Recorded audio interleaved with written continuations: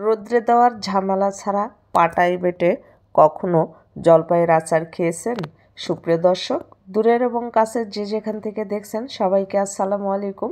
আশা করি সবাই ভালো আছেন। আজ আমি আপনাদেরকে তৈরি করে দেখাবো রোদ্রে দেওয়ার ঝামেলা ছাড়াই কিভাবে সংরক্ষণ করলে সারাটা বছর ভালো থাকবে সেই পদ্ধতি সহ লোভনীয় জলপাইয়ের আচারের রেসিপি। এটা তৈরি করা খুবই সহজ, যে কেউ ভিডিওটা একবার দেখলেই তৈরি করে ফেলতে পারবেন। আপনারা যারা আচার খেতে পছন্দ করেন কিংবা নতুন রাঁধুনি যারা আছেন, তারা চাইলে আমার এই সহজ রেসিপিটা হুবহু ফলো করে একদিন তৈরি করে দেখতে পারেন।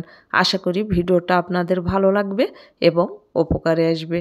ভিডিওটা ভালো লাগলে শুরু থেকে শেষ পর্যন্ত দেখার অনুরোধ রইল। চলুন তাহলে কথা না বাড়িয়ে আমরা মূল রেসিপিতে চলে যাই।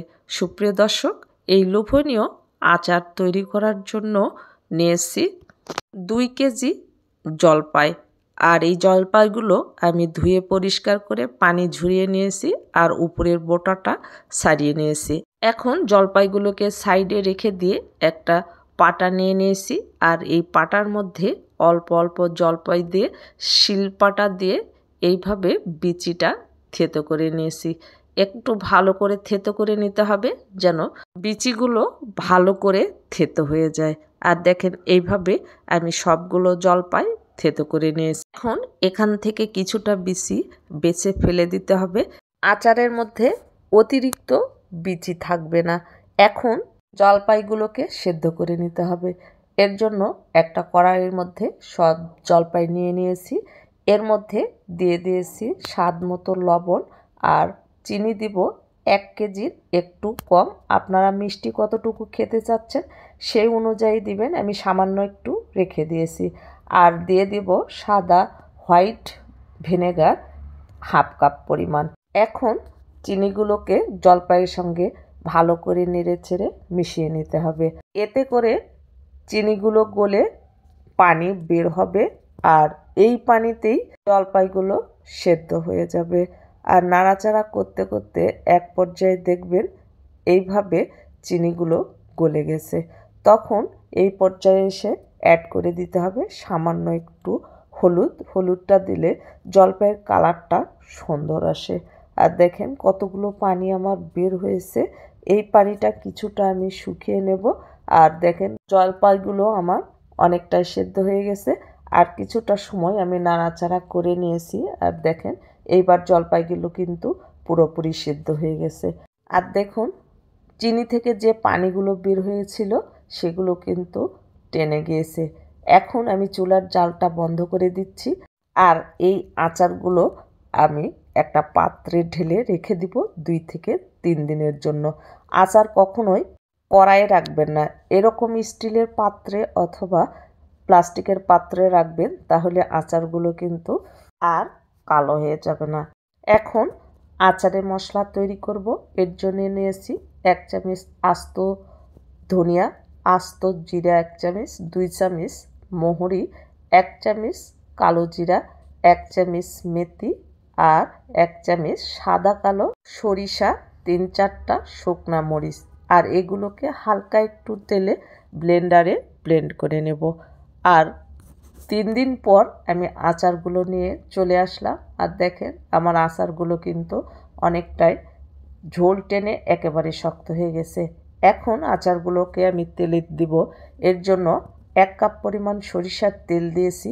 তেলের মধ্যে দিয়ে দিয়েছি 3টা শুকনো মরিচ আর 1 টেবিল চামচ পরিমাণ পাঁচফোড়ন দিয়ে মশলাটাকে ভালো করে ভেজে নিয়ে তারপর আচারগুলো ঢেলে দিয়েছি।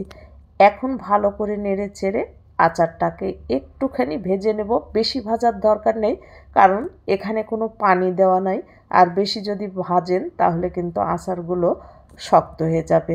ভালো করে নেড়ে চেড়ে মিশিয়ে নিয়ে আচারের যে মশলাগুলো তৈরি করে নিয়েছি সেটা পুরোটাই আমি এই আচারের মধ্যে দিয়ে দিব। এতে করে আচারের সুন্দর একটা ফ্লেভার পাবেন। আর এই আচারগুলো আপনারা দীর্ঘদিন টেবিলে রেখে খেতে পারবেন। এটা ফ্রিজে রাখতে হবে না, রোদে দিতে হবে না, কোনো কিছুই করতে হবে না।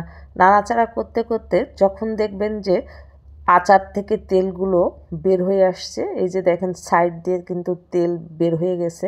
তখন চুলার জালটাকে বন্ধ করে দিয়ে পুরোপুরি ঠান্ডা করে নিতে হবে।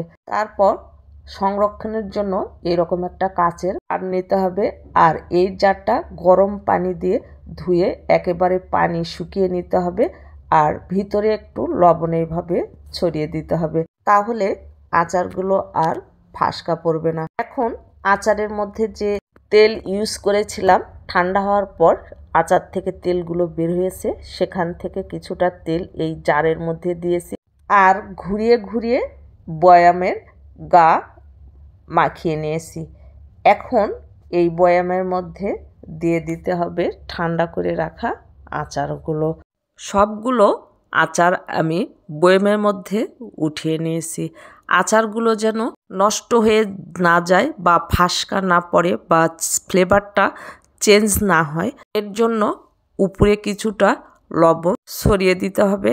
এতে করে এই আচারটা আর নষ্ট হওয়ার কোনো সম্ভাবনা থাকবে না। এখন আপনারা চাইলে এটা টেবিলে রেখে সারাটা বছর জুড়ে সংরক্ষণ করে খেতে পারবেন, একদমই নষ্ট হবে না। একদিন হলেও আপনারা বাসায় ট্রাই করবেন আর ট্রাই করে কমেন্টে জানাতে একদমই ভুলবেন না। এইরকম মজার মজার আর নিত্য নতুন রেসিপিগুলো পেতে চ্যানেলটাকে সাবস্ক্রাইব করে পাশে থাকা বেল আইকনটা ক্লিক করে রাখবেন, যেন নতুন কোনো ভিডিও ছাড়ার সঙ্গে সঙ্গে নোটিফিকেশন সবার আগে আপনার কাছে পৌঁছে যায়। আর যারা ফেসবুক থেকে দেখবেন, প্লিজ ফেসবুক পেজটাকে ফলো দিবেন, লাইক কমেন্ট শেয়ার করে আমার সঙ্গে থাকবেন, আমার জন্য দোয়া করবেন। আপনাদের সকলের সুস্বাস্থ্য এবং মঙ্গল জীবন কামনা করে ভিডিওটা আজকের মতো এখানে শেষ করছি। ভালো থাকবেন সবাই, দেখা হবে পরবর্তী ভিডিওতে। আল্লাহ হাফেজ।